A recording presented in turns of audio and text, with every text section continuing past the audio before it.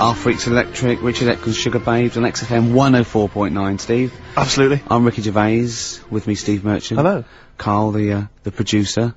7 minutes past 1 of a Saturday, and what a lovely Saturday it is. It is indeed.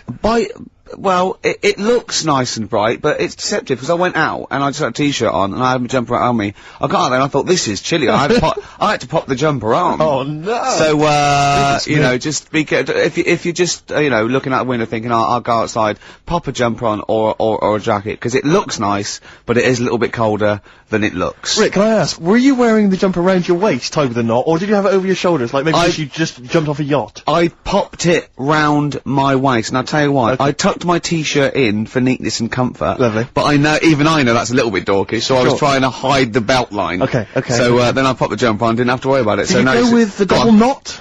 I didn't, because that can loosen if you're not careful, especially if you're carrying bags or you're busy on the tube. I know, but I wouldn't mind that, as long as I didn't lose it, as long as I saw it loosen and fall, I'd pick it up. And then clean it. Not in the washing machine though.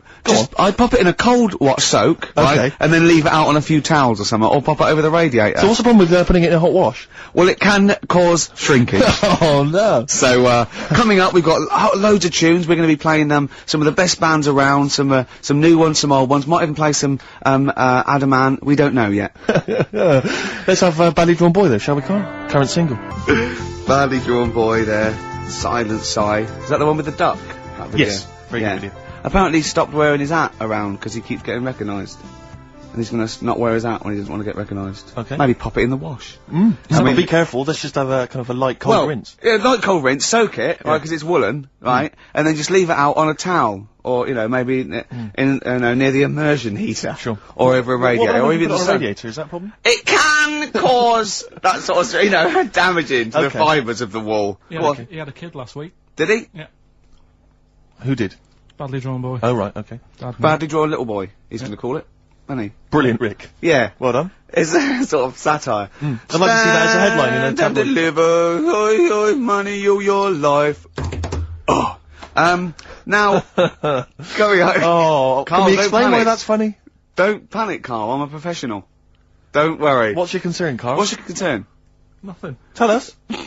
No. You can say. I can't. You can! This is so unprofessional. It's, what? What have we done? What, talking about wool? Right. Come on, Carl, what's the problem? What's the problem? You say. He's great, and he's so scared. Come on, Carl, tell us. I don't know all the ins and outs, so I don't want to get into it. What? The thing. No, well, you can't, people are perplexed now. What's the thing, Carl? What's the thing? What are you worried about? Say. Is it an email that's been received by the head of XFM? You've got the email open. You can talk about it, you can say what it, okay, let me just without, say. I don't understand it. Please know that under a ruling at the Old Bailey, any reference to Adamant's state of mental illness in any news report will constitute a breach of the ruling and therefore lead to serious action from his lawyers. That's right, and that's true. Subject we can't talk about that. You can play his records and sing his classic songs. Sing songs. Yeah, it's best just to leave it, isn't it? Yeah, well, that's what Carl was a little bit worried. There's no way I was going to mention that or influence anything, and I totally agree with the law, so don't panic, Carl. That should have never been sent to you. Why? Because it's like, you know, accidents happen. Go on then. When things like that happen, right, you know, you've been told not to mention it. Yeah. And you're like a little kid. Yeah. And once things are in your head. Yeah. It's difficult not to mention it. I mean, when I was a kid. Yeah. Go on. Right. Yeah. My mum's sister Hazel. Right. Was seeing another bloke. It's weird because she's a lesbian now. That's really weird. That must have been an interesting Christmas. But anyway, she was seeing this bloke, and he looked like Ken Dodd, apparently. He looked like Ken Dodd. Looked like Ken Dodd. So people said, don't mention it because it gets on his nerves when you like meet him and you go, oh god, you look like Ken Dodd. So I said, all right, his name's Will or whatever. And I was introduced to him. First thing I said, nice to meet you, Ken. Did you do it as a joke, or did you? No, because you know when you know that it's like, I'm not allowed to say that. I can't say that. I mustn't say that. Can't. And then I saw him. I thought, Jesus, does look like him. It just came out. Was it Doddy who turned her into a lesbo? Do you think? Well, he wasn't a good-looking bloke, so possibly. She started going out with Esther Ransom though, which is weird. Out of the frying pan. What was the story with the lesbianism then? How did she announce that to everyone? What age was she when she realised? Well, I mean, we're not a close family, do you know what I mean? We're not the sort of family who keeps in touch with everyone. And I think my mum called her up one Christmas and sort of said, you know, how's the Diddy men? Yeah, how's Nutty Ash? And she said, oh, no, I don't do that anymore. I'm knocking about with Sandra or whatever. Right. And it was like, oh, right. Not big butch Sandra with the big earrings and the skinhead. Used to live down the road from you. I don't know. Used to get Doc Martens wholesale. That's Sandra. But she had a haunted house. Go on. Who, Sandra? No, Hazel. Right. Is this before she was a lesbian or not? Before. Okay. And there was a bike in the hall and the pedals used to go backwards. There was a what in the hall? A bike. That's handy, isn't it? Oh, that's great. Don't worry, we won't do anything. So, sorry, no, I want to know about the haunted house. There was a bike in the hall and what happened? There was a bike in the hall and the pedals used to go backwards on their own. And also, shoes used to stick to the wall or something. Did they? Yeah. Yeah. Shoes used to stick to the wall? Yeah.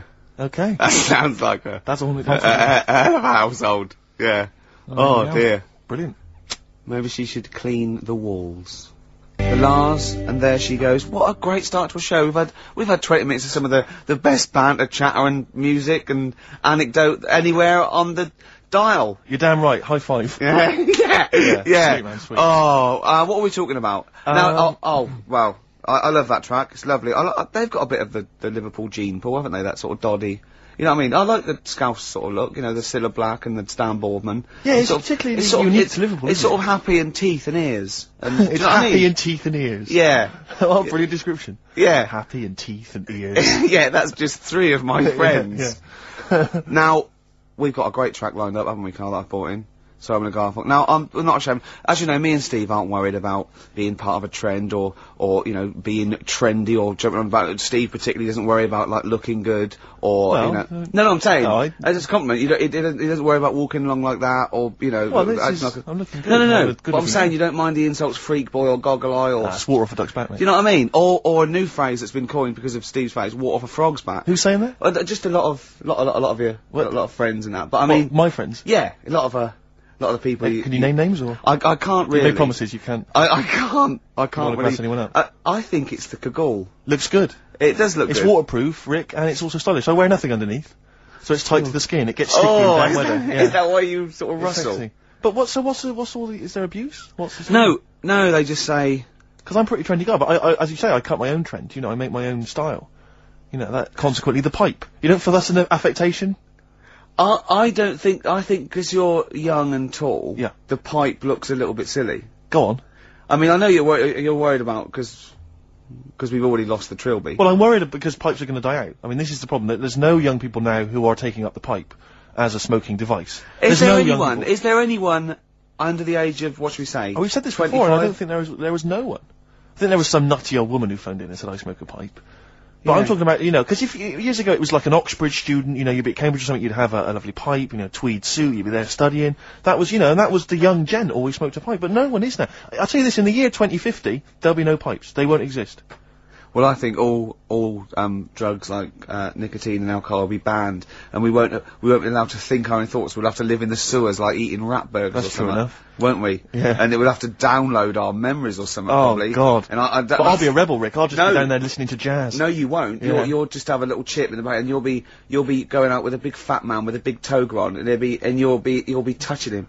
But will I think it's a beautiful woman? Yeah, you will. Yeah. And I'll be fighting with the Rebel Underground. No, you won't. I will. No. I will. I'll be dead, won't I? You'll be dead, yeah. I'll be dead, yeah. In 2050 you will. I'll be dead. Unless because obviously you're becoming quite wealthy now. You're becoming a very rich man, obviously, from all your, you know, celebrity endorsements. I'll have my brain put into a robot. Exactly. Made of titanium, and I'll have it, Would you be cryogenically frozen if you could do it? I would, but I'd leave myself out on a towel. Right. Never, because if you do it too quickly, there is shrinkage. You've got to be careful. Did you read in the paper this week? This is true. Apparently the world's oldest man, who's 113, lives in some little part of Japan. Sure. Like little island in Japan. But apparently, the world's oldest woman also lives in exactly the same place. Now, I don't know if she's since died, but she lived in the same place as well. Do you not think there's something suspicious going on there? I mean, isn't that a bit eerie to you? I'm thinking, have you ever seen them together? And have you ever found lipstick in his bag? I think that'll be one and the same. I wonder if it's something like, you know, what brought Godzilla back. There's some kind of, some antics over there. No, there might be, they're sort of like, yeah. Although, just hearing some of Karl's stories about school. There's something going on there where he lives. Yeah. Did you say you did live near a sort of nuclear plant or I something? found out it wasn't a nuclear plant, it was a chemical plant. My God. Yeah. Really? And is that really true? What colour was the tap water in your area? It was better than it is in London. Right. I was Really? talking to someone about this the other day. Yeah. Water in London's ropey. And I use one of them water filters. Do you really? And the guy down in the office was saying it's a waste of time though, because they only work for a couple of water, like you fill your jug twice, and then the water's going through the same muck, isn't it? That's true enough. But So it's not. If it it's not work. getting through, it's not getting through. No, If it's a filter, it doesn't matter, does it? still not good though. Fair enough. Yeah. Good point. So are you just throwing it away based on what that bloke said? Did he Is sell, it currently did he in the sell bin? you another one that he had on him? Did he a better updated model. Yeah. Did he have a suit and a When you big- say, like, he works here, was he actually hanging around outside? Yeah. Did he have a suitcase with a lots cart? of these in? Yeah. Yeah. Oh, dear. So just go back to insults briefly. Go on, You know, Goofy. saying... Oh, no, see, that's... Goofy, that's no, not no, fair. no, because that's what he said, it's in my head. What do you mean he said that? No, When did he say that? No, I mean... When did you call me Goofy? No, he didn't. He said about what's in Baldy? the head. Hey, no, when it's... come Mate, on. come off it. Don't What? Who's start calling on me a- Goofy? No. I'm not even Goofy. Goggle-eyed's fair enough. Yeah, but you can sort your Lanky. look out, I can't. What do you mean I can... How can I sort my look out? I'm not even Goofy. That's not fair. You've got the proper features, What? just needs sorting out a bit. I can't help it if my hair's not good. I noticed the other day when Karl was sitting on your knee having his picture taken. It's a long story, right? But he's got a completely spherical head. It's slightly too small. I'm not being funny because I mean, you know, I'm not perfect. But he's got a completely spherical little head. He looks a little bit like a baby Hamburglar. You know Hamburglar off McDonald's. Sure. He looks like a little baby Hamburglar, and it's sort of quite put upon. It's Suzanne thinks I look like that thing in that Dulux advert. Do you know when the woman pulls the head off that? That little plasticine morph type and then they creature. make a new head for it. And it's like a little head. really. And that's your girlfriend saying it. I know. Anyway, listen, let's get back to business here. This is a great track. It's America by Simon and Garfunkel. This is where I started saying we don't care about being trendy and all that. That was it. Strokes last night, XFM 104.9. We're flying now. 35 minutes into it. No real hiccups. I don't think that. Not so far. It's going really well. My name's Ricky Gervais. With me, Steve. Hello there. Karl. All right. Coming up soon. White Van Man. White Van Karl. We ask Karl the questions that the Sun asked someone else. Exactly. It's a good feature. It's a great feature. I'll be testing Karl on the new re-education of Karl, as you know. He got a GCSE. It's the last one, isn't it? In history. It was the last heavy sort of one, yeah. No. So Winston Churchill. Yeah, because we're going on to more sort of metaphorical and metaphysical sort of pursuits, aren't we? Not that book. Yeah, that's the Aesop's Can't read Fables. that in a week.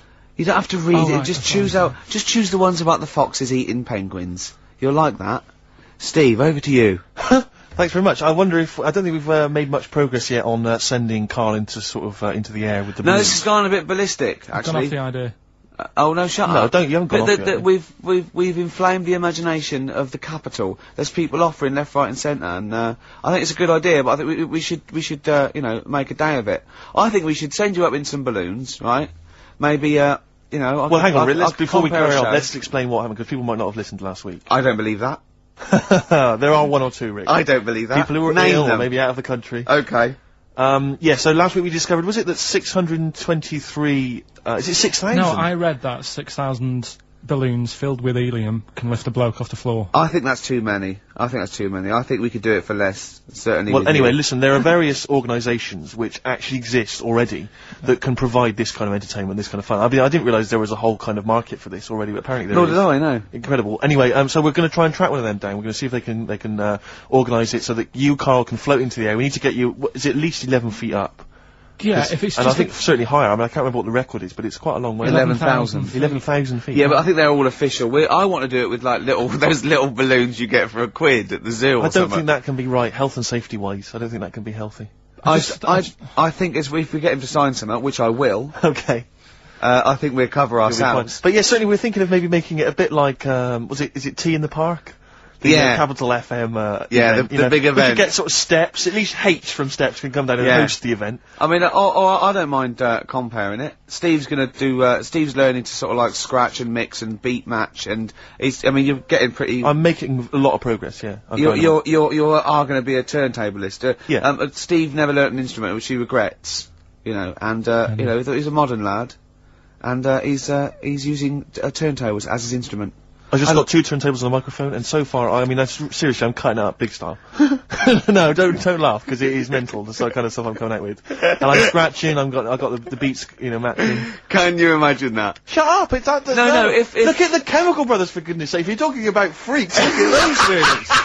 Man alive! At least you cut your hair at Gavin. You know that whatever it's called. They used to kind of at least faintly appear in their videos. So this one is just some shots of like what you see from outside a train. To them, that is more glamorous and exciting, apparently, than seeing the lads themselves in the video. Who do you think's cooler to look at, Steve or the Chemical Brothers? Steve. Definitely, yes, you're absolutely right, Carl, and that's the first sensible thing you've said for a long time. If I was to work with Steve on some music, if he had the choice, I think Steve would look better on a album cover. Really? Yeah. What would you do? Would you change him at all? What would you do with his image? I'd put him in the distance, so I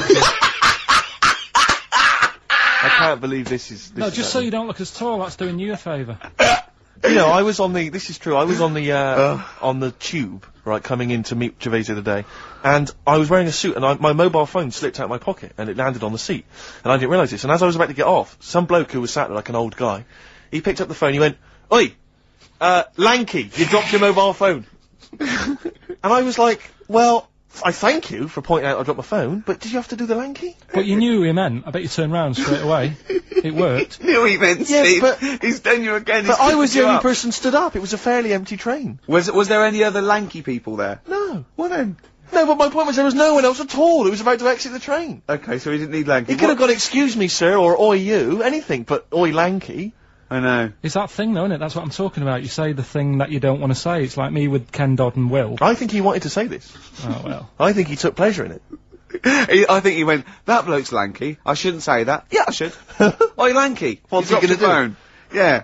Do you want your phone back or not? But this balloon thing, anyway, it's got a bit out of hand.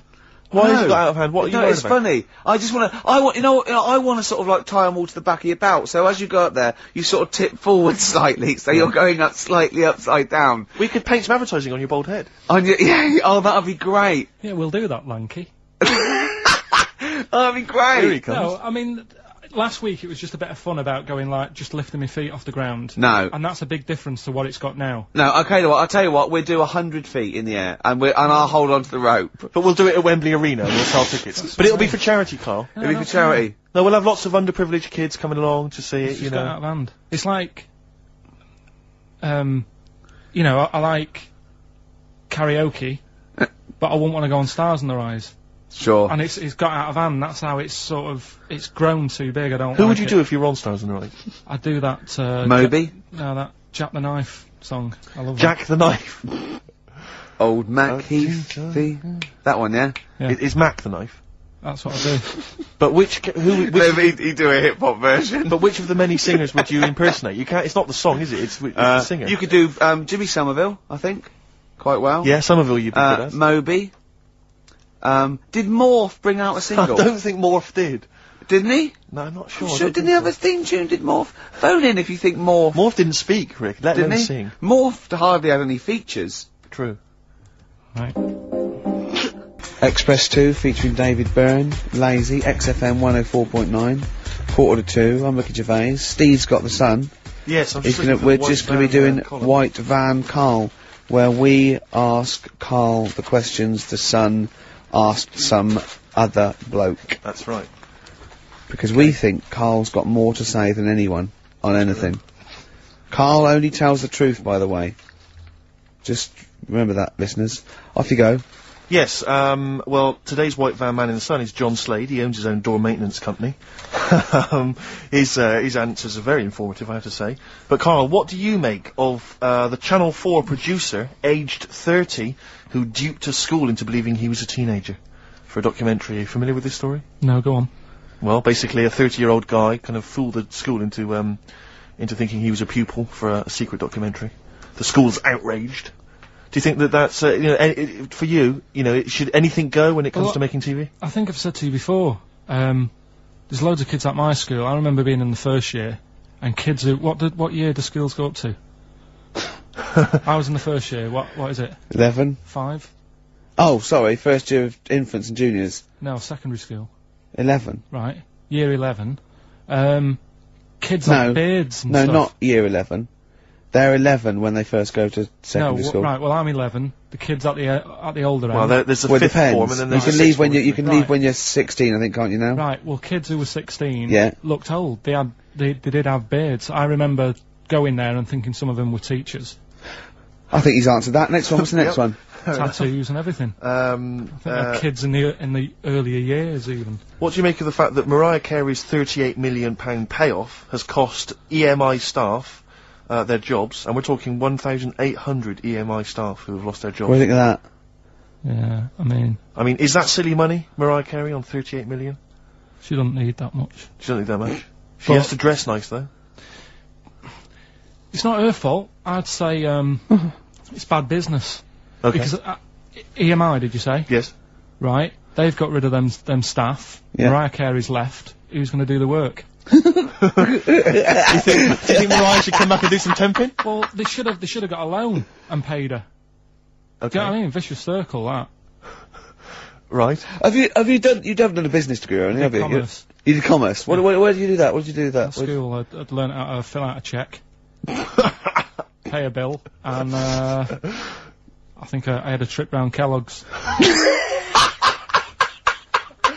Did you get an O level or GCSE? We know he didn't. You know. But was there a commerce exam, or was it just a division of maths? Remember. What did he fill out a cheque? Was it a subset of maths? It was an option. It was like, if you want to do it, you can. What was it? Fill out a cheque. Pay a bill. Pay a bill. Have a visit round Kellogg's. Round Kellogg's, and I saw my sister's boyfriend there at the time. He sorted me out with some variety packs. Really? What was in them? You know, Rice Krispies and good stuff. Cocoa Pops? Space Dust or whatever it is. Space Dust? So, sorry, that wasn't Ken Dodd, though. No. That was someone else, that was an aunt. Yeah. That wasn't Special K. Oh, dear. What about this then? Home Secretary David Blunkett admits that muggers rule some streets. Weird this, because when I was out with you... I don't believe it's going to be weird, whatever you say, Carl. No, when we were in that pub that night and we got talking about muggers and that, the tip is, what I tend to do, because I nearly got mugged once, act mental. You what? You nearly got mugged once? I nearly got mugged. Yeah. But I tried this technique of acting a bit mental. Right, and how did you act mental? Well, this guy wanted me trainers. And I was in Piccadilly Gardens in Manchester, it was quite late one night, and he come up, he said, I want them trainers. I said, you want them? I said, I worked hard for these.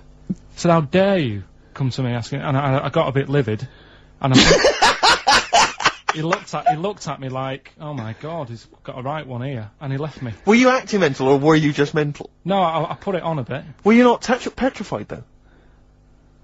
Well, you don't think about it, do you, when you're sort of in the eyes of danger? Well, not you, clearly you're a brave man. So what did you say? I just went a bit mad. I just kinda, because he said he wanted the trainers and they were dear ones at the time.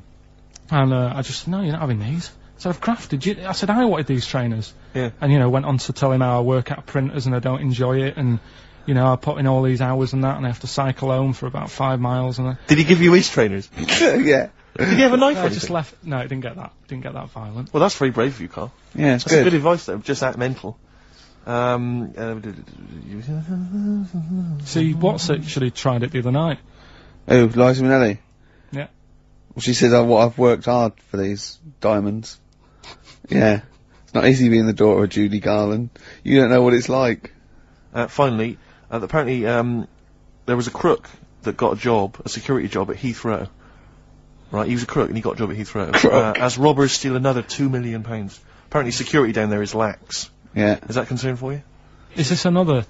Yeah. 2 million? Yeah. Why is all this money at the airport? It's those sandwich shops. You know how they're really expensive, the sandwiches in, like, when you're in a plane? They're like £2.50 for tuna, which is ludicrous. Yeah. That's basically the reason. What do you mean, why is all this money at airports? What is it doing there? Why is Have a go. No, have a go answering this yourself. Why is anything at an airport? It's going somewhere. Or coming in from somewhere. Yeah, but money, you can sort it out through the bank, like phone banks and that. Have you done commerce? You know a lot about paying bills and writing out cheques. Yeah. Tell us about Kellogg's. What was it like? What was in the factory? Was it just like squashing bits of corn? And pretty boring, really. Just loads of conveyor belts, boxes of cornflakes everywhere. Just what you imagine. Yeah. So is it more? This is where you might be working. This is where you're likely to work. Possibly. There was 2 trips. There was that, and a trip to Manchester Evening News. Okay. And I left that early because I had a job in Cordon Bleu. In Kellogg's. Cordon Bleu, what's that? It's like a supermarket. Yeah. And I had to leave the trip early, and the teacher went mad saying they thought I'd got lost on the, in the building and stuff. What, you didn't tell anyone? No, because it was like day 2 of working in this supermarket, and I couldn't be late. I thought by the time I explain where I've got to go and everything, I'll be even later. Sure. So I just left, and then apparently they were searching the building and everything for me. How old were you? Stuck in a printer. Don't know. Stuck in a printer? I don't know. What was the printer's name? You worked at a supermarket called Cordon Bleu. Yeah. Cordon Bleu! Brilliant. That's great, isn't it? It's rubbish. Oh. Got sacked. What did you get sacked for? Messing about in a, back in the car park round the back. Yeah. Right, there was a grid, and all the concrete had gone funny, so when it rained, you got like a big lake. Oh, yeah. Right? And I got in, do you know those big metal trolleys you get to, like, put all the food in while Oh, yeah. And I got in one of them, and pushed myself out into this lake. Of cement? No, of it water. was full of water, water, because it'd been raining. Right. And I got stuck in the middle, right? And the boss was like, where's Karl? He's meant to be doing, facing up the beans. And I was like... and you were stranded in a lake. So someone said, I saw him messing about out the back. He came out and saw me stuck in the middle of this lake in a trolley. And he said, get back in. I said... Would you say, no, I'm filming sharks? I said, it's too deep. I can't get out, you'll have to pass me something. And he said, I'm not passing you nothing. He said, you can get out of there and walk through it. I said, I'm not. I've got my trainers on, probably the same ones. Yeah, you've risked your life for them. Yeah. I said, I'm not getting these wet. I said, he said, what are you going to do? I said, I'm going to wait for the water to go down the grid. He said, the grid's blocked. Now get out or you're sacked. I said, well, I'm not getting out. He said, right, you're sacked. So you were sacked? How long did you have to wait for the water to go down the grid? In the end, I did get bored, and I sort of did a bit of a leap and a jump and got 1 foot wet. How long were you waiting? Maybe about half an hour. Just think of it. Just think. I mean, how did he get himself into that situation? That's fantastic. Should we play a record? Oh, definitely. That's a joy. Oh, you're an absolute pleasure. More White Van Man next time on the show. Electric Soft Parade. I keep trying to get the album for free from you, Karl. You've not sorted me out yet. I have to rely on other people to give me different copies. No, of I did different try. tracks. I'll keep trying. Please do. This is one called There's a Silence. Electric Soft Parade. Gomez and Shot on XFM 101.9. Sorry, I was going to tell Steve something. Talk amongst yourselves. When you were out there, Johnny Mango phoned up and said to Karl, come on, when are we going to do this thing? And Karl got all nervous. Right, and he went, you don't want to do it, do you? He said, well, it's going to get out of hand. I just wanted to go as high as a tree. And, he went, well, you can. I'll hold you down with a rope. He went, yeah, but he said, but when the crowd are there and they're all screaming higher, I'll feel the pressure and have to go along with it. What crowd? What crowd is this? Higher. No, higher. We don't live in a medieval era. There's not going to be dancing bears and tumbling midgets. Well, I don't know, that's an idea. Hold on. If there's anyone got any of those. Tumbling midgets would be amazing. Yeah. Definitely. Less balloons, cheaper to do. Oh, you're going up. No, you're going up with them. No, you're going up with them, not just, no. With a midget under either arm. It's brilliant. Yeah. Oh, dear. Oh, it's time for the re-education of Karl Pilkington. This week, Karl was studying, the life and times of Winston Churchill. What did you make of it, Karl? What did Churchill do for you? Well, last week I made a bit of an error with Hitler. Yeah, you tried to remember too much, and it was way too much for me. Sure. So what I've done this week, sort of flicked through, got a few of them basic facts. Yeah. And what I've learned, right? Bit weird the way all these people have something in common, that they're all a bit weird when they're younger. Okay. They've got some sort of illness. Go on. Well, Rasputin, he wasn't well as a kid. Yep. Che Guevara. Oh, this is Rasputin, the mad monk, wasn't well. Yeah. Yeah. Che Guevara. Yep. Asthma, really bad asthma. Mm. Hitler, he was only a bit mental. Yeah. His mother. He was a bit mental. That could be libelous. Yeah. And who've we done? And Churchill. Yeah. Very weak child. Was he? He only spoke to his dad 4 times in his whole lifetime. Really? Yeah, didn't get on with his dad. Right. And I think one of the times when his dad spoke to him, he was having a go, saying he didn't do as well in the army as he wanted him to. Right. So that's pretty sad bit I picked up of it. Yeah. Anyway. So that spurred him on, anyway. Yeah. I'm not going in all the ins and outs. Very important bloke. Okay. No, seriously. I mean, your dad bought the tapes, didn't he? Yes. And I can understand why. Because he did change a lot for us. You know what I mean? We wouldn't be sat here now talking like this. Why? We could have been German. Yep. He didn't let that happen. No. Everyone had a go at him, right? When I think it was Chamberlain who was in power. Yeah. And he was like saying, "Don't be trusting that Hitler." Yeah. You know. And everyone was like, "Look, stop causing trouble." Chamberlain sorted it out. You know, he sorted out a peace agreement. Yeah. And he was like, "No, I don't trust him." And everyone's like, "Oh, you know, you're just causing trouble. You know, everyone else is happy."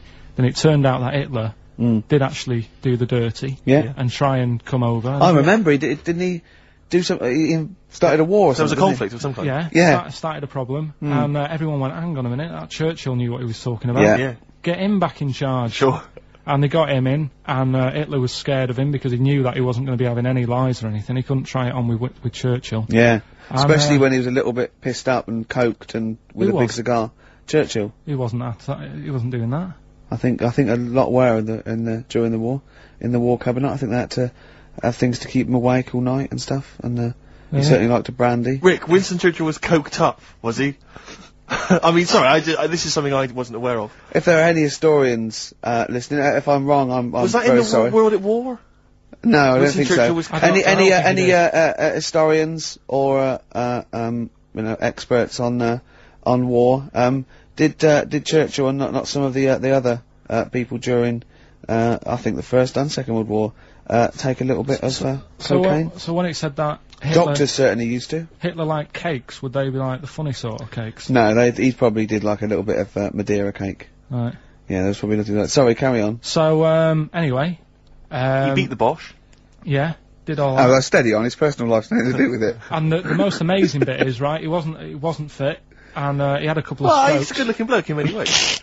No, he had a couple of strokes, but he had a stroke on, say... See, we've had that. He beat the Bosch. He we've likes to talked have a about couple of beating the strokes. Bosch, yeah. Let's not get into innuendo, Carl. It's stupid. Right, say he had like a stroke on a Tuesday. He was up and fighting again on a Wednesday. Really? He was a strong bloke. Yeah. And then he died at about the age of 86 or something. He's a good lad, wasn't he? He was really good. Yeah. Is he the one you favour most of all? I'd say out of all, I mean, Rasputin, I don't understand why he got, like I said, I don't know why they made a book on him. No. He just didn't deserve it. No. Che Guevara, you know, he had his time, I suppose, and did a bit good for certain people. Sure. Sorted Cuba out. Yeah. Doesn't really affect me. No. Hitler, I mean, enough said. Yeah. Bad bloke. Churchill sorted it all out. Yeah. And like I So said, your favourite out of the four of them, of all those four, is Churchill. yeah. I think he's Brilliant. Brilliant. I agree. I agree with you, I think. What I love with your kind of sort of summary of these people's incredible lives is the way that it's almost like I remember in Lookin' magazine. I don't remember Lookin', it was the Junior TV I Times. remember Lookin'. They used to have half a page which was a comic strip summarising someone's life. You might have, say, 5 Star, the story of 5 Star. Yeah. And he'd have a picture. I always remember the Roger Moore one Yeah. was a picture of, like, Roger's parents. It was like, Roger Moore was born in 1930, Picture of Roger's parents. Roger grew up during the war. Picture of Roger running down the street, right, Yeah. this is a school kid, with a Spitfire coming behind him like it was going to try and shoot him. Mr. Smith, surely. Exactly, Mr. Smith, yeah. Roger took up acting. Picture of Roger, like, acting. Yeah. Roger became James Bond. Roger's now a popular, star in his own right, and does a lot of work for charity. Brilliant. It summed up the whole thing in kind of I think 5 they used to pictures. have that in one of the TV Times or the Yeah, I Sun. think they may have I done. remember sort of when it was Tina Turner, born Sarah May Bullock. Then it was Nutbush City Limits. Stop hitting me, Ike. Yeah. And then simply the best, and that was it. It was Exactly. it's And great. that's very much what the how your summary of great events is. But I'd say if you didn't know about Churchill, you've learnt a bit today. I suppose so. Especially- Can people call in to all these If you fellas want. taking cocaine? I What's- think I'm right.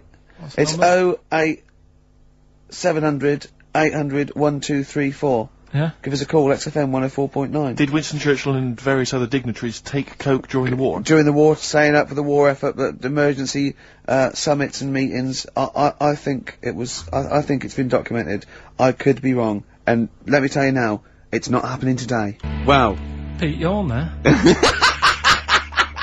He's there, isn't he, to save me? For Nancy, XFM 104.9. I'm Ricky Gervais, with me, Steve Merchant and Karl Pilkington. I'm getting excited now, because we've had loads of calls and emails, not only backing me up, but going a little bit further. Apparently, Johnny Mango called in again. He's become our sort of official researcher on this show.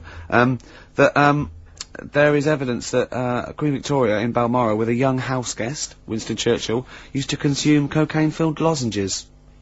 So, there you go. Also, MDMA was a precursor of sort of ecstasy, a derivative, and that was big in the day, giving soldiers, you know, a little pick-me-up. So, it's not so mad, is it? It sort of Winston makes Churchill sense, taking cocaine, because he was into his speeches and that, and they say that coke gives you sort of... you know, the balls to stand up and say, like... Not that that's a good thing. And no, it's not. No. Definitely not. No. Right? But apparently it makes you confident, doesn't it? So you can stand up and say, you know, we're going to fight them on the beaches. Yeah. And all that, and sound like you mean it. Exactly, yeah. When he was sort of like, you know, a little bit pissed up with his cigar on, coked off his tits, he wanted to fight. He didn't care where it was. He'd fight on a beach. He didn't care. He didn't care if he got sand in his new trainers. Exactly. He was boozed up. Yeah. You want to fight? yeah. That's why he was coming hard. He was very much. You got to think of him as the Liam Gallagher of his day. Yeah. Oh dear. Bad. Are we allowed to talk about this? I mean, I don't mean in terms of referencing drugs, but are we allowed to, is this like libelous to Winston Churchill? One, you can't libel the dead. Yeah, but two, is that only in America? I'm asking, and we're not saying, you know.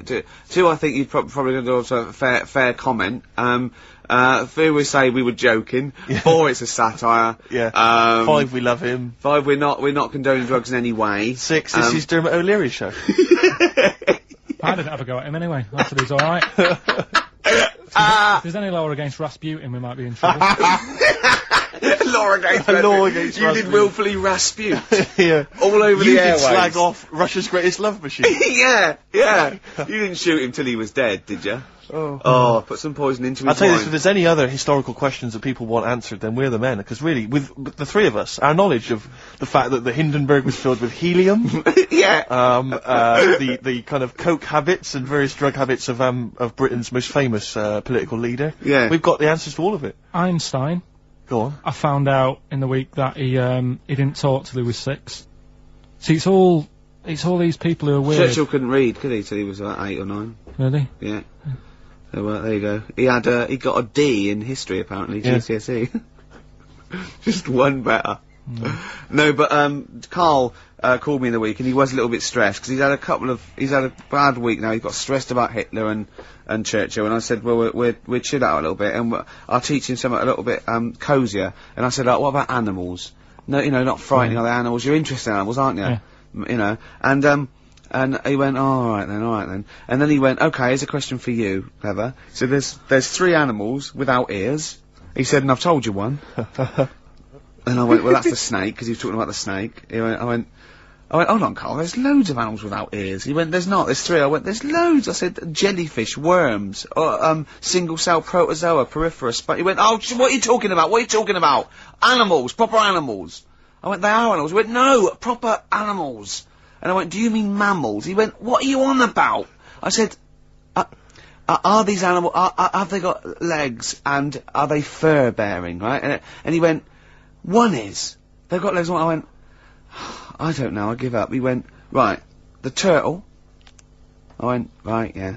And he went, and the bumblebee. He said, that's the one with fur.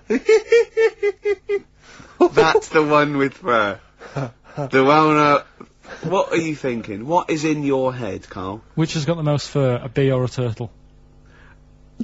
It's not fur. What is it? Well, it's, you know... He's done you there, Gervais. Pseudo hairs, isn't it? It's like it's a hair, it's a keratin thing. It's not like we have, like mammals grow fur. Do you know what I mean? Yeah.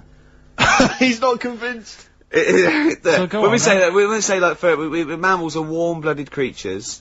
Yeah. Often, usually placental. There's a few exceptions, right? That give their milk to their young, nurture their young, and they have fur. Have you heard about oysters? Oysters.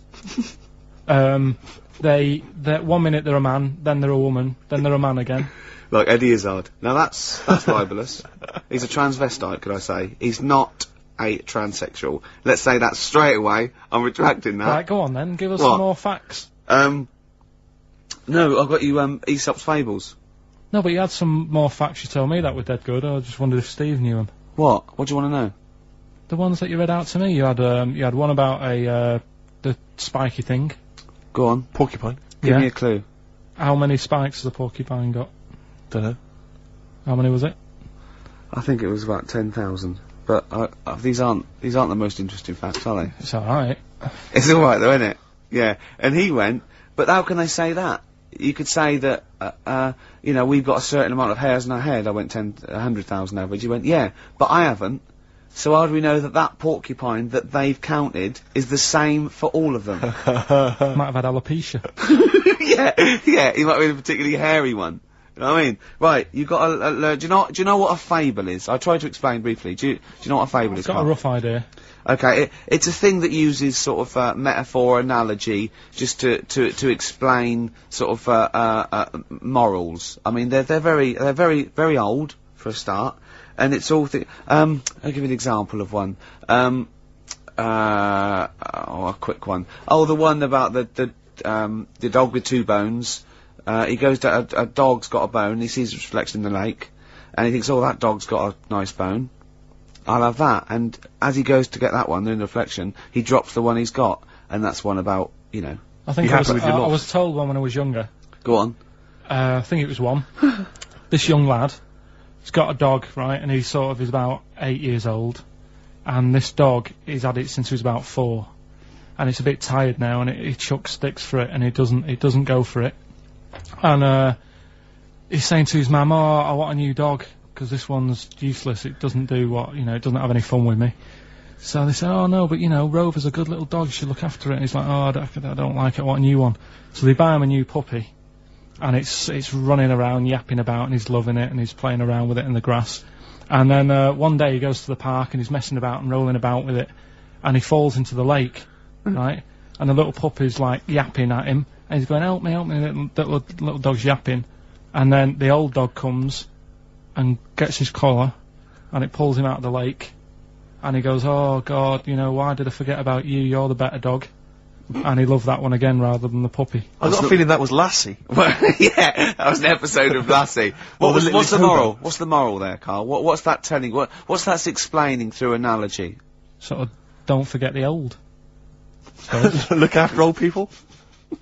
I remember there was one I heard once about a young boy who got trapped in a lake inside a cage. But he loved his trainers so much he wasn't going to get them wet. But even though he had to get out there, and even though he thought that was the important thing because it's material value, he actually drowned, and the trainers were no good to him then. I'll say that. Hives, hate to say, I told you so.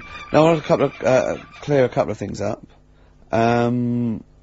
Obviously, me and Steve, we love Karl. This is the things we give Karl to read and talk about is not to embarrass him or stress him out at all. We genuinely like his view of the world. Yep. In fact, we did an interview yesterday with a bloke from the Standard who really liked the show and said, do you like Karl? Because you take the piss out of him a lot. You know, we just like to say, we love Karl. I said to that bloke, I said, it's like I've got a new kitten. I can't wait to get in and see his little face on Saturdays, didn't I? Yes. And, I think, I'm worried, because I thought I'd give Karl something he was really get his teeth into with these Aesop fables. It involves animals and, you know, little stories. But I've given him a couple and he doesn't seem to be that impressed or understand the concept it's just that you said you'd bring in an animal fact book as well. I can't see that anywhere. No.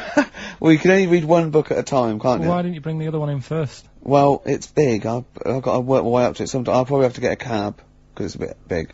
Now listen, I'll give this one. This is an easy one. Now just think, right? Think just what it means. They're not that hidden. They're not that cryptic. Just think what this means, okay? Okay. When the hares addressed a public meeting and claimed that all should have fair shares, the lions answered, "A good speech, hairy feet, but it lacks claws and teeth such as we have." How would you use that? No. What do you think that means? This is translated from the, I don't know, Greek or something, I don't know. It was Aesop. Where's he from? Greek. Yeah. So shall I do it in my own language? Okay, so what would happen if there's hares, and they have a meeting in the jungle with like loads of lions and go, hey, hold on, wait a minute, I think we should all be equal and share everything, alright? And the lions go, well, yeah, it's easy for you to say, we've got claws and teeth. Yeah. What does that mean? It's saying like, course the hares want that, because it's better for them. The lions get nothing out of it, because they're already king of the jungle. That's right. So it's negotiating from weakness. Anyone can negotiate from strength, but negotiating from weakness is it's be lovely. It's a lovely utopian look at the animal kingdom. But the way you said it is better than the way they worded it. Well, that's because Ricky's very much the modern Aesop. I mean, many people have thought that. You know, that's why he's getting a lot of awards with the TV show. For him, that's a favourite. So look, I'll take that home and read ones you like and tell me about the ones you like. Ones that click. I don't care if you only come in with like one or two. Go, I'll tell you what, Rick, there's one thing that I've learnt from that. You know, because sometimes you can know all these phrases, and until something happens, you don't think, you know, everyone's heard, you know, I don't know, to err is human, to forgive divine. And then something, you know, might happen, and you go, oh, that's what that means, that's amazing. So, you know. Do you know any, Steve, offhand? What's that? A fable. Well, I would imagine that the most famous one I've always remembered is the lion with the thing in its hoof. Do you remember that? Paw. The lion, yeah, with the spike in its paw, and a smaller animal gets out for it, but it still attacks it anyway. Well, that's life, isn't it? Well, I read one the other day, actually, which was very interesting. It was one that the famous film director Orson Welles said. Oh, yeah? Which he said, apparently there was a bear going across a lake, wading through the lake, and a scorpion said, well, let me go on your back, will you? Come on, just let me go on your back, we'll go across, it'll be brilliant. He goes, well, no, you'll just sting me. You go, don't be stupid, if I sting you, you'll die, and we'll both drown. And he goes, oh, fair enough. Who was doing the stinging? The scorpion. The scorpion. Right, okay. And the bear's wading through the water. Yeah. So the scorpion jumps on the back, and they wade through the water, and halfway across, the scorpion stings the bear. And the bear goes, well, we're both going to die now. He goes, yeah, it's my nature. I thought he was going to say, I can swim. Oh, you're the best. What's the one about, Does that mean anything to you? It's my nature, i.e., you know, that's in my nature. That's the way it is. That's what I do, yeah. I'm a scorpion. Yeah. One of my favourite ones. These don't mean anything to you, do they? I mean, what I'm saying is you're not impressed by them. They're alright. What about this? What about this one? Don't trust bears Here's one of my favourite. What? He said, well, why not just say, don't trust bears? The bear's the one that was too trustworthy. Don't trust scorpions. Yeah. Right, here's one of my favourite ones of all time, okay? A lion is dying, he's an old lion, he's in the front of his cave, and all the animals come around, like the foxes and the hyenas, and the rabbits, and they're all taking the piss out of him, and they're laughing at him, and they're laughing and going, you can't fight us now, and just before he dies, he goes, fine, but I was a lion once. What does that mean? Don't know. Well, he's saying, it's better to have lived and had what I had, because I was great, if only for a short time, and you lot are still alive, but you're nothing. You're rabbits and hares. I was a lion once, so, you know, Are they always using animals for these stories? Well, yeah, I could change it to refrigerators and household appliances if it would make it help, but animals, you know. I remember the one about being ill a lot, and you say something about, Go on. you know, if you keep doing that, if you keep having time off, I won't believe you. That's the Boy Who Cried Wolf. Is that right? Yeah. Do you know that one? Have you heard the famous one? This is possibly the most powerful one. When you're pulling a face, and they say, well, if you keep doing that, the wind changes. I've You'll heard stay that. like that. Because you know that's scientifically proven. That is. That can happen. That can happen. Should we have hip hop hooray? Yeah. Are you queued up for that? No, but go on, you, Carl, sort it out, mate. I was gonna... No, come on, this is what I asked you to play, mate. If you've not, you know, you're getting too big for your boots now with your showbiz lifestyle. You're not paying attention, are you? You're not playing the records we want you to play. Heat magazine's favourite. Yeah. Okay, so, you dropped that, you've embarrassed That's yourself. clumsy. Oh. You know, you're, you know, with the big I can't believe you're not. Oh, fables are great. He's not impressed, is he, Rick? No, I am. I mean, you know, once I take this book home tonight and that, Yeah. have a read, I might change my mind on them next week. You're coming all stressed. I'm not impressed with the ones you've been talking about, I must admit. Okay. Okay, sure. This album is by this group Nerd, who are big hip-hop and R&B producers in the States. Yeah. We've played a track from them in the past, Bobby James. This album's been re-recorded, I don't know why exactly, with live instruments. You don't get many R&B and hip-hop records now with live instruments, so it's pretty... It's all computers, isn't it, Steve, these days, and drum machines. And there is a forthcoming single. I suspect it might be this track, Rockstar. I'm not going to play that, I'm going to play track 2, Things Are Gonna Get Better. New Order, here to stay. Sadly, we're not here to stay, Steve. We've only got about 2 more minutes. That's true enough. Yeah? Well, I think that's just time for some interesting facts that Johnny Mango, our researcher from loosecontrol.com, has emailed us. A few familiar ones, favourite ones of yours, I think. Go on. Any ones I don't know, though? I think you know this one, don't you? A pig's orgasm lasts for 30 minutes. I know. And a pig can't actually look directly up. Wouldn't can look thought so directly after up. 30 minutes of coming. No, absolutely. Daddy, be careful here. That's incredible. Remember what happened to Tom Binns? Go on. Humans and dolphins are the only species that have sex for pleasure. Bonobos do as well, they've rediscovered. Which is a Bonobo? Yeah, What's a bonobo? a chimpanzee, like a chimpanzee. Right. So, yeah. So it's 3 now. Can't believe dolphins are getting more They're 3, action they're all at it now. Dolphins getting more. Yeah. Polar bears are left-handed. Yeah. True, yeah. I don't quite know how they work that out. Did they give them spelling tests? Or writing tests? Oh yeah, they probably just do it. It's probably the paw they use to hide up the black nose during a hunt. Of course, yeah. of course. Some lions mate over 50 times a day. Yeah, not every day of the year. Okay, they don't do that every day. No. Okay, because again, I'm worried. No. I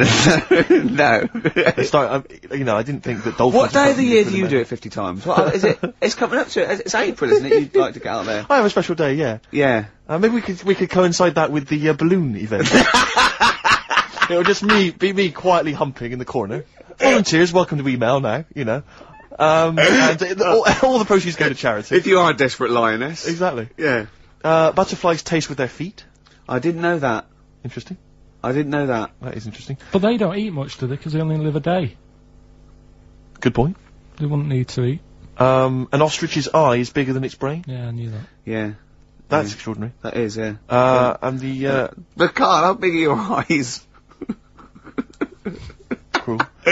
Finally, I think we've discussed this before, haven't we? A cockroach will live 9 days without its head before it starves to death. Yeah, that's only because it can't get water and food. Yeah, it would be quite happy going around doing its normal things. Yeah. I mean, probably to work. If you're just as good without your head as with your head, may as well not have a head. I don't see the point. Well, that was thanks to Johnny Mango there of what's his website called? Who's turned into a sort of volunteered researcher. Yeah, he's very fast. Loosecontrol.com. Can I just say as well, we've had lots of emails from different people just saying they enjoyed the show and offering little tidbits and things. Nick Wilson, Sarah and Lauren, Ken, Dan, Jane. She wanted some Ash. We didn't play Ash. Never mind. Oh. Lee, Jez, Derry. There's loads of people there. Well, I'm gonna again. We were talking earlier about you not caring about being like a geek or a freak or not trendy. No, I'm just saying. I am trendy. I am. And I know, yeah. And I'm going to play a bit of an easy listening. I apologise to those people who still tune in and expect to hear 2 hours of new metal or Gorillaz. And this is a very old-fashioned, lovely tune. It's Bread. I hope you enjoy it. Ladies and gentlemen, please welcome to the stage, Bread. New Order, here to stay on XFM 104.9. I'm Ricky Gervais. We're here to stay. Yeah. For the next 2 hours. Yeah. Alright. That's Steve Merchant there. Hello there. We're with our producer here, Karl Pilkington. We'll be talking to Karl a little bit later because we've got to have his thoughts on Aesop's Fables, continuing the education of Karl. We've got some great music coming up, haven't we? Bloody good music. A little bit of, what have we got? Happy Mondays. Badly Drawn Boy. Yeah, all that. Bob Dylan. All sorts. All sorts coming up. Yeah, Rick, I don't know, I just wanted to bring your attention to this. Someone passed this on to me. It's from the Guardian's media website. There has a sort of website that's dedicated to kind of media information. Is this about our complaint? Well, the headline is Comedian Rapped Over Radio Innuendo. Right. Jessica Hodgson has written the article. Are you familiar with this? Have you seen this? Be careful now, because we actually got a complaint, and a lot of people don't know this, we got a complaint upheld, and well, all of this we're very sorry, we didn't mean to offend, and it was a while ago, so we are going to be very careful. Karl's getting very nervous. We're just going to read out, we're not going to editorialise, Karl, we're just going to read out what the Guardian printed about us, alright? Okay. Comedian Ricky Gervais has had a dressing down from a broadcasting watchdog for his repeated use of the word cock in a lunchtime radio show. That's alright, that's what it says, fine, Karl. That's what he's not going to say it again, he's not... Yeah. Go on. Imagine this is the news, and I'm reading it. Yeah. The Broadcasting Standards Commission upheld a complaint against the comedian for coarse sexual innuendo in the programme on London station XFM. The Commission acknowledged that the presenter's remarks were intended to be humorous, but took the view that the amount and detail of the coarse sexual innuendo had exceeded acceptable boundaries for broadcast, said the BSC in a statement. The complaint objected to a section in the comic's Saturday afternoon show when he discussed the different meanings of the word cock. Gervais wondered aloud whether the word was acceptable when discussing birds, but not the male sexual organ. A BSC spokesman said the comedian went on and on about it for nearly 5 minutes. XFM, a self-styled alternative radio station, said in its defence that its remit was to provide cutting-edge programmes for a youth audience. The station said the programme's brief was to include elements of alternative comedy within certain shows that would not fit within a more mainstream radio station format. In this particular show, it was not the presenter's intention to shock when they took a humorous look at how the English language could be construed in different ways within different contexts. Gervais, whose big break was on Channel 4's 11 o'clock show, has shot to household status through the portrayal of David Brent, the middle manager from hell in BBC Two's cult show, The Office. Just in case you didn't know who I was talking about. Yeah, he's a household name, but they just thought... You might not have heard of him, but he is a household name. Now, that's good reporting, and they're quite right about it, and just to remind people, it was when Steve said the only, bird that hasn't got a penis is the swan, and I went on about the male bird being called the cock, but I couldn't use that to mean, and, you know, it was childish, you know. But, what annoys me is, I'm sure I've heard things on, like, Radio 1 like that. Oh, what's what's her name in the morning, Sarah? Cox. Yeah. And, there's a DJ, like Karl, Cox? Yeah, so you got, Karl. What's the matter? I'm just saying. You're just saying... There's a pair of DJs on, yeah, but you know. we've done this. And, what are you talking about? We're just talking about... names. They're just saying the names. Now, I love Cox in the morning. You're a big fan of Cox. And at night. What's the matter with you? Come on, Karl. Alright. We've taken it. We've been... Have you actually been rapped over this? No. I don't know what Have you had a dressing down? No. When did that happen? I don't know. I was meant to tell you, and I never got round to it. Okay. Thanks then. So don't do it again. Pinky Afro on XFM 104.9. Oh, Could I just add that in case you don't know what you know the frequency is? Yeah, exactly. Why did they say that? Are they not, so you know what you listen to? So you go, I'll tell you what, I like that radio station. Yeah. And it was XFM 104.9. Exactly. I'll listen to that again. You'll listen to that. You can retune. Yeah. I was wondering actually, Rick. Stay locked up this end of the dial. True enough. I was wondering, because, you know, obviously we're still trying to campaign to get Karl into the air. Yeah. With the balloon, enterprise, and obviously the work's been done on that, don't fret, don't worry. A lot of people are asking for an update, but, you know, we'll obviously let you know when it's all gonna take place. Yeah. But I was wondering whether... These things take time. Exactly, but I was wondering whether we should also have another kind of campaign, some kind of campaign, maybe one that could involve you, Rick. Because I'm particularly concerned, Karl, I don't know how familiar you are with this, with Ricky's eating habits. Because he eats so unhealthily. No, it scares me. No, come on, Rick, don't give me this. I'm getting better now. No, you're not getting better. I have a smoothie every day. Yeah, but I've told you before, that's largely sugar. No, a homemade one. I don't care, Rick. That's not enough. It can't counteract, right? This is Ricky Gervais's idea of healthy eating, right? We'll be in the canteen at the BBC. He'll go, I'm going to eat healthy today, which means he'll have 2 slices of pizza instead of pizza and chips. That's basically that's his theory, right? And it's like, I don't know what, because he can't eat anything which basically doesn't sting the roof of his mouth with flavour. So like, for instance, he's always got headaches, he's always got a headache. Okay, that's because you just drink coffee and Coke, you never drink water, your body is dehydrated, and I said, drink a glass of water, no, boring. It's boring, water. I don't know if we were in the desert, stranded, boring. It's boring, Steve. I'll wait till the next cafe. Right, and sometimes he'll go like, oh, I'll have a salad, right? And he'll get like a feta cheese salad, right? And he'll eat the little bits of feta cheese, leave the salad. Then he goes downstairs and goes, I'm still hungry. It didn't fill me up, that salad. I go, no, what didn't fill you up was the 200 milligrams of goat cheese that you ate. That's what didn't fill you up. So this should be a campaign. I don't know whether I can observe it, people could sponsor him, something. Just eat healthy, we could do it for some kind of big charity. Fruit. I don't think the fruit's the issue, Rick. Okay, if you mash it, I'll eat anything. Rick, I'm not saying that you don't eat a certain amount of fruit. I'm saying that everything else you eat is unbalanced, and it's just rich with fat, and it's awful. Yeah. It's sausages, it's beans. You're such a working class scum, aren't you? It's the smell of chip fat is all around him, do you know what I mean? It's like, even when you can't smell it, you know it's there, seeping through his veins. I imagine when he was growing up, it was just chip fat. It was. In the house, just a big... It was. Oh, constantly boiling. There was always chips on with everything, exactly. Yeah, all fried. Do you want Weetabix in the morning? Deep fat fry that.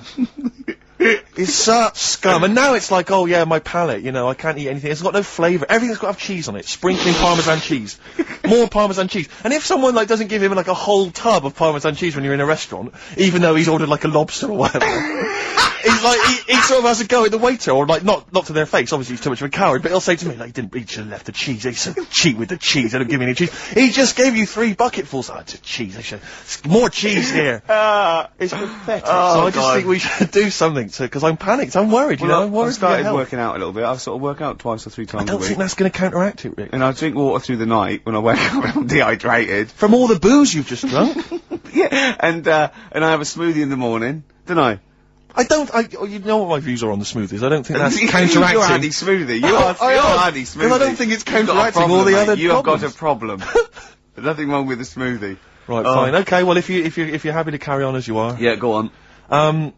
Badly Drawn Boy obviously has done the soundtrack to this new film, About a Boy. Yeah. Which has got Hugh Grant in it. And obviously, this current single, what's it called? The current one that's out? Silent Sign, that's coming, obviously that's being played on XFM. But this is another track from this album, which is the soundtrack. Lots of kind of, little bits of filler, bits of musical instrumental stuff, but all of it's very nice. This is a cracking tune, track 3, Something to Talk About.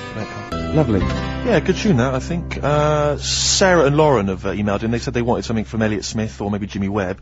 That's actually produced by the producer of Elliott Smith. And is that as good? I haven't brought any Jimmy Webb into now. No, we'll maybe play that next time. I'll play some next week. That's Badly Drawn Boy though, from the soundtrack to this film About a Boy, and that's called Something to Talk About. We've only got the stuff in the library. Do they want 4 non-blondes? Because we've got that in the library, haven't we? The best of Tony Basil. And we've got just about every song that In Excess ever recorded. Exactly. We don't play enough In Excess, I don't think we do we?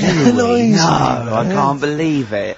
XFM 104.9 coming up. White Van Karl. I was obviously out with Karl last night. A lot of people don't realise this because we went out. There's what's the name of that evening? Marketplace, extracurricular.